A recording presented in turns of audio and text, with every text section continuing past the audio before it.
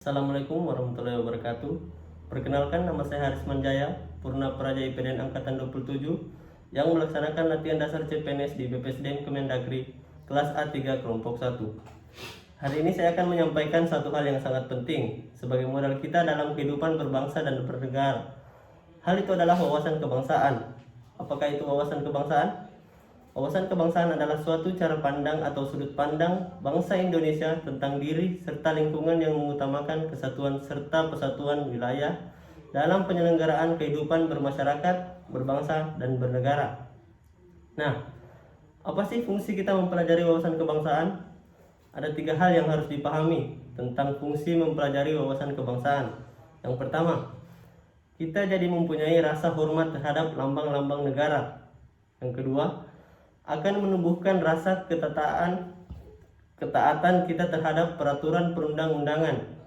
Kita tahu sendiri bahwa negara Indonesia adalah negara yang berdasarkan hukum, maka kita harus paham tentang peraturan perundang-undangan.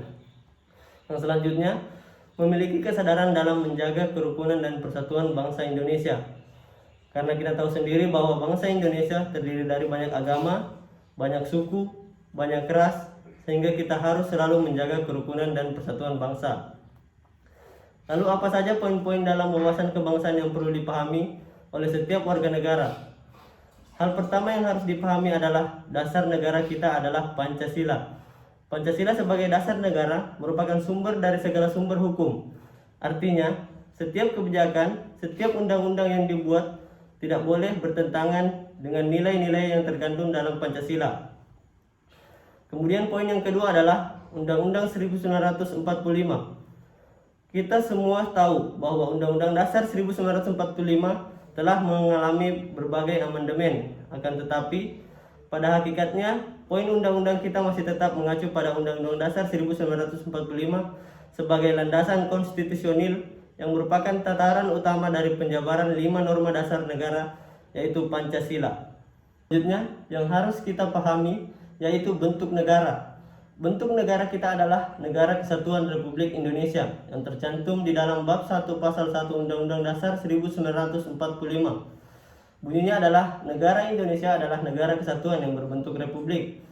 Filosofi dari persatuan dan kesatuan itu ada di dalam lambang Garuda Pancasila. Di situ tertulis Bhinneka Tunggal Ika yang artinya berbeda-beda tetapi tetap satu. Selanjutnya kita juga harus memahami sejarah bangsa Indonesia, dimulai dari sejarah Nusantara, kemudian sejarah perjuangan melawan penjajah dan juga sejarah kemerdekaan. Dan selanjutnya memahami perjalanan bangsa Indonesia sampai dengan era reformasi saat ini. Nah, setelah kita memahami wawasan kebangsaan, lalu apa saja yang bisa kita lakukan sebagai generasi milenial? Kita sebagai generasi milenial, salah satunya yaitu adalah berkontribusi pada kemajuan bangsa, kemudian menggunakan produk dalam negeri dan juga aktif dalam organisasi kemanusiaan. Mungkin saya rasa itu saja yang dapat saya sampaikan. Semoga bermanfaat. Lebih dan kurangnya mohon dimaafkan. Wabillahi taufiq wal hidayah. Wassalamualaikum warahmatullahi wabarakatuh.